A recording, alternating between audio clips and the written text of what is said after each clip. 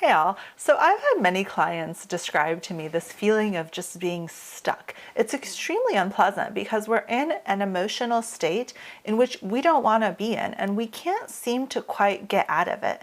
And we've all kind of been here where we just kind of are in a place that doesn't seem to be moving forward. We can't seem to influence our own state and we feel stuck. We feel like we can't do what we want to do and we want to move forward, but we can't seem to influence our own thinking, our own emotions, or our own behavior. Maybe we're ruminating over something that happened in the past. Maybe we're worried about something that might happen in the future.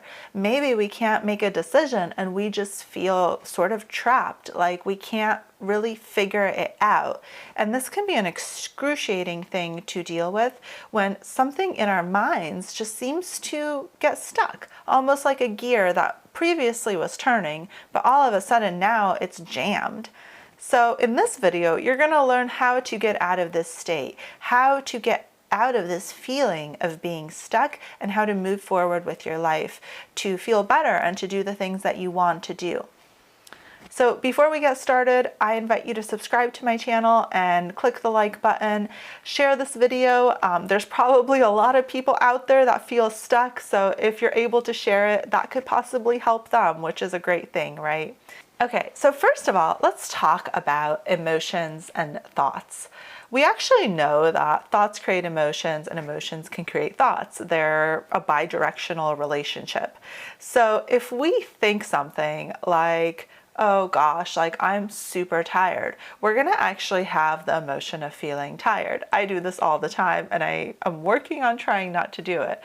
But there's physical tiredness and there's also emotional tiredness. And thinking about how we're tired will actually create that emotion of feeling tired. And then the issue with that is that once we have that kind of emotional tiredness, we'll actually use that emotional tiredness as a reason to think more thoughts of, oh, I'm tired. And then those I'm tired thoughts will lead to more feeling tired. So essentially we create this vicious cycle that feeds on itself. And oftentimes we don't know that we're doing this, but we are. And so what happens is that oftentimes the more strong the emotion we're creating with our thoughts, the more likely we're going to get stuck in this cycle. So this happens a lot with fear or uncertainty or doubt, which is why these are often the leading causes of these stuck states. So we're really good at telling stories in our minds, and we do this with our thoughts. And even if you're the most logical person in the world, you do tend to tell stories that are somewhat dramatic. Like, oh my gosh, I'm super tired today. I don't know if I'll make it through the day. And that's a fairly dramatic story. Like that's like kind of an unknowing. Like, is she gonna make it through the day? Is she not? We don't know. Like she might just pass out on the floor and fall asleep. Like this is very dramatic. And I'm guessing that you probably have a version of this as well. Like, oh my gosh, like I just gave the worst presentation at work. I'm definitely gonna get fired for this. Or like, oh my gosh, if I don't make the right decision between these two career paths, like my career will be over. I will like basically shrivel up and never work again. And no one will hire me and like everything will be doomed. We tell amazing stories. Like most of the stories that we tell in our minds could be like sold to Netflix and they could become a series. Like people would watch this and it's just something we do as humans.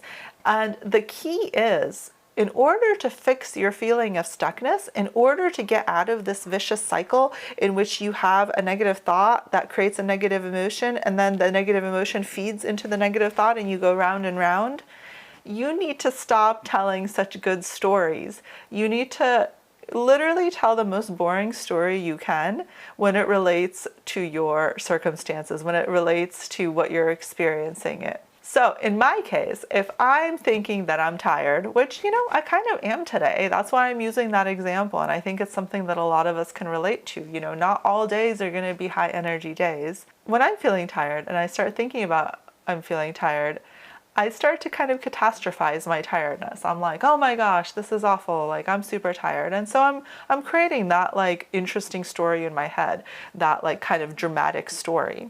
Like, there's an expectation that something potentially really bad could happen. There's a lot of unexpected consequences to being tired. Like, nobody knows what's going to happen. And this creates a lot of stress in my brain, and it creates a lot of negative emotion. And what I need to do is I need to create a more boring story. And that means I need to start seeing the tiredness for what it is.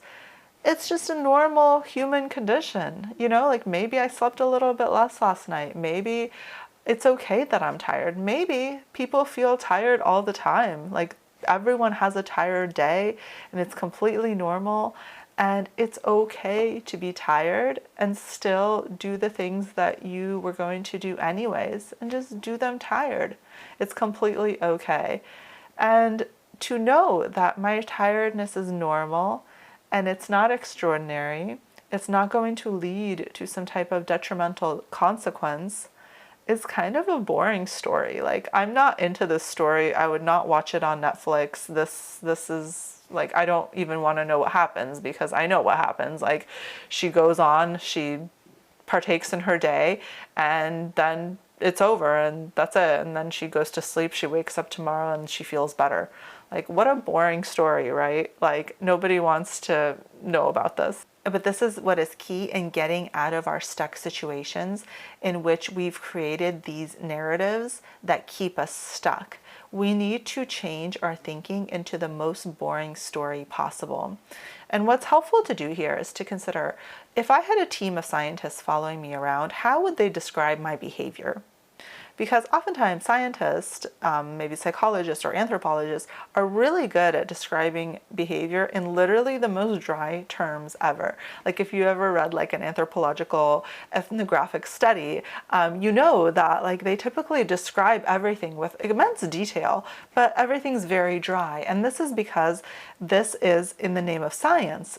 It is scientific to not have bias in our speaking, to not over-exaggerate, to not to catastrophize, to not have kind of that flowery type of language that leads us to have strong emotions. But if your goal is to get unstuck from a strong emotion, then this is what you want to do. You want to create that dry narrative that is super boring and doesn't have a high emotional context. This is something that most of us are not in the practice of doing, because it's kind of a strange thing to do. But if you are in a situation in which you want to reduce the emotional impact of the situation, this is what you will need to do. You will need to sit down, you'll need to take 10 minutes, and you will need to write out the most dry narrative possible of your situation. And what probably you'll have to do after that, maybe the next day, is to do it again, because I'm guessing the first draft of this narrative will not be completely dry. You will still have a lot of emotion in describing your situation.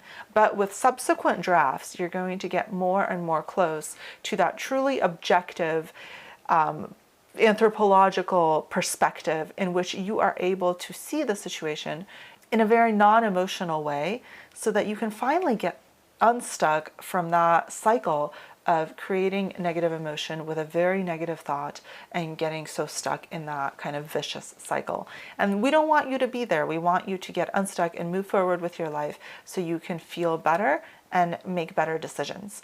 Okay, and remember, you don't need to only do this when you're sitting down to write out this narrative. You can also do this in real time. So when you notice yourself catastrophizing, you can talk back to that story and create a more boring narrative. You can create a more scientific narrative of what's going on in your life. And you can build up this skill in real time. And as you become better at this, you'll notice that you find yourself getting stuck less in situations. And it's going to take some work of building it up, because oftentimes we don't see how we're making a situation more dramatic than it needs to be. But if you have the goal of creating the most boring narrative, that's a good goal to start with in learning how to develop this skill. So I hope that this is helpful to you all who are stuck out there. I hope this is something that you can use in your work and in your life to better move forward towards your goals. And I will be back next week with another video. If you're interested in these types of tips and tricks, I invite you to subscribe to my newsletter called Monday Motivation. I post it on LinkedIn and I post it on email. So if you just want to get it straight to your inbox, just subscribe on my website. I'll link it below. And I hope to see all of you next week. I'll have another video, and I hope you all have a wonderful week. Take care.